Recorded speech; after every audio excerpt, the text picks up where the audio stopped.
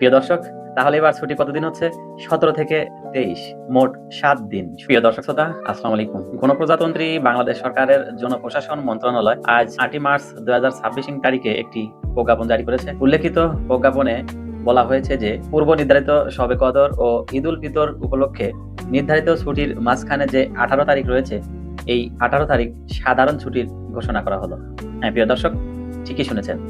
আগামী ১৮ই মার্চ সাধারণ ছুটি ঘোষণা করেছে বাংলাদেশ সরকারের জনপ্রশাসন মন্ত্রণালয়। তবে এই ছুটি বহির্ভূত থাকবে জরুরি বিভাগগুলো। জরুরি বিভাগের মধ্যে রয়েছে জ্বালানি, গ্যাস, বিদ্যুৎ, হাসপাতাল, ফায়ার সার্ভিস ইত্যাদি। বাংলাদেশের প্রত্যেকটা ব্যাংকের উদ্দেশ্যে বাংলাদেশ ব্যাংক পরবর্তীতে নতুন প্রজ্ঞাপন জারি করবে। এই প্রজ্ঞাপনকে সামনে রেখে বাংলাদেশ ব্যাংক প্রত্যেকটা ব্যাংকের প্রধান কার্যালয়ে একটি প্রজ্ঞাপনের চিঠি পাঠাবে। ওই চিঠি উল্লেখ করে প্রত্যেকটা ব্যাংকের যে হেড অফিস রয়েছে ওখান থেকে প্রত্যেকটা শাখায় উপশাখায় আবার চিঠি পাঠাবে। প্রিয় দর্শক, তাহলে এবার ছুটি কতদিন হচ্ছে?